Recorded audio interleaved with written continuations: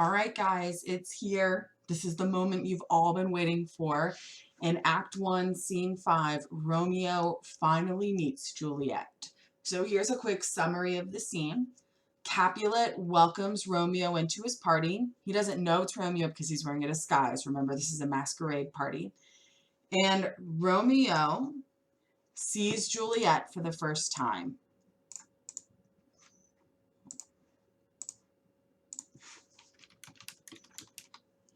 And he is immediately so in love, right? Love at first sight.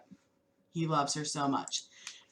But because they can't have anything nice, and there's always got to be an issue, Tybalt, remember Tybalt is Juliet's cousin who wanted to start the fight back in Scene 1. He's the one who's different than Benvolio because he likes to fight. He recognizes Romeo's voice, and he's furious. He wants to fight him.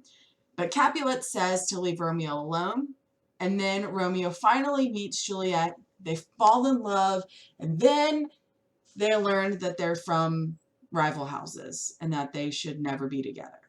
So that's basically the summary of the scene. We're going to dig into it a little bit deeper now. Okay, so as the party begins, the servants are hurrying to make sure that everything's ready for the guests when they arrive. And when Romeo gets there, one of the first things he does is he sees Juliet. And immediately, he is in love. He says, does she teach the torches to burn? Does she teach the torches to burn? She is so beautiful. She is so lovely. She's so hot that she's probably teaching things that are on fire how to be on fire, right? She is wonderful. And he talks about this burning light, right? Torches burning bright. And that's a reference to light. Remember what he referenced before? That would be the opposite of light. Yes, he previously said that he was, in this deep depression, that his life was darkness, and now all of a sudden it's burning bright because he has seen Juliet. And he suddenly changes his tune about Rosalind because he says, has my heart ever loved before? Have I ever known love? Because I swear that I have never seen true beauty until tonight. So he's saying that he didn't even know what love was before. Obviously, his feelings for Rosalind were not what he thought they were, because now that he sees Juliet, he really knows what love is. And so while he's, saying all of this stuff, Tybalt overhears his voice and says that he recognizes his voice to be that of a Montague. Why is it a big deal that Tybalt thinks that he's a Montague? Exactly, because Montagues would not be allowed at this party. They are of the rival family, and this makes Tybalt want to fight. He says, go get my sword. I'm going to fight this guy who crashed our party. And so while his servant goes to get his sword, he runs to the head of the house, Capulet, Juliet's dad, and he was like, Capulet, you're never going to believe it, but there's a Montague here. There's a villain in our midst. He's come here to ruin the night. And Capulet's like, whoa, you need to chill out. I hear that Romeo is nice, that he's a gentleman. Verona says that he is virtuous, that he's good, he has a good heart.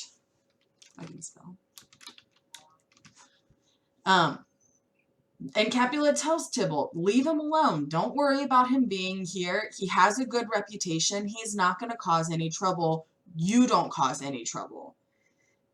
And Tybalt just kind of stays on that. He refuses to listen to what Capulet is saying.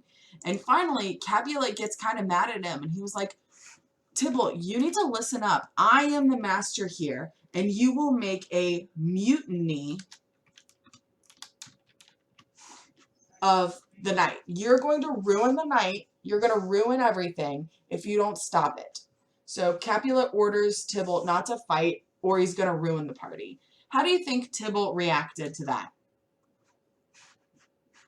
Yeah, he's definitely not happy. He wants a good fight, and he wants to take on Romeo. He's mad that a Montague would have the courage to come to his house and sneak into his family's party. That makes him really mad. So he's going to already not like Romeo. So as he leaves, we see Romeo and Juliet meet for the first time. And in the play, this happens in the form of a rhyme called a sonnet. So this is a type of poem where the lines rhyme in a certain pattern. And Shakespeare was very famous for these sonnets. So in this sonnet, Romeo says some really pretty lines to Juliet. He says, "If I profane you with my unworthiest hand, this holy shrine, this gentle sin is this. My lips, two blushing pilgrims,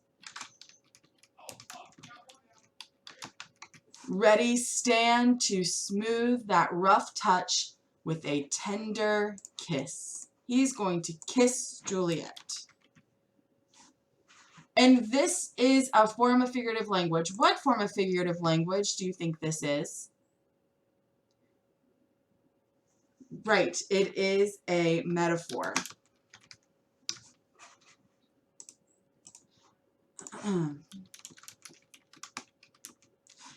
He is comparing his lips to nervous pilgrims. So nervous things, doing something for the first time. His lips want to kiss Juliet, but he's nervous to do so. So he's comparing one thing to another by saying one thing is another. My lips are two blushing pilgrims ready to kiss. Okay? And Juliet responds with, "Good pilgrim, you do wrong your hand too much, which mannerly devotion shows in this. For saints have hands that pilgrims' hands do touch, and palm to palm is holy Palmer's kiss." And this is basically Juliet saying, "Whoa, Romeo, I'm not ready to kiss yet, but I'll hold your hand. I'll hold your hand." That's appropriate form of our intimacy right now.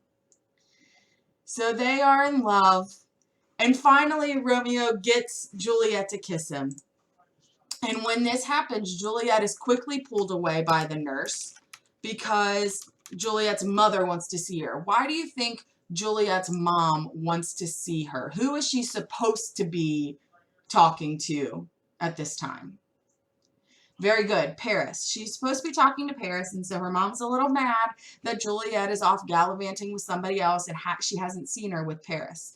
So she's pulled away by the nurse. And when the nurse pulls her away, she sends her to Lady Capulet. Romeo says, "Who is her mom?" And the nurse tells him that her mother is the lady of the house. So this is when Romeo figures out that she is a Capulet.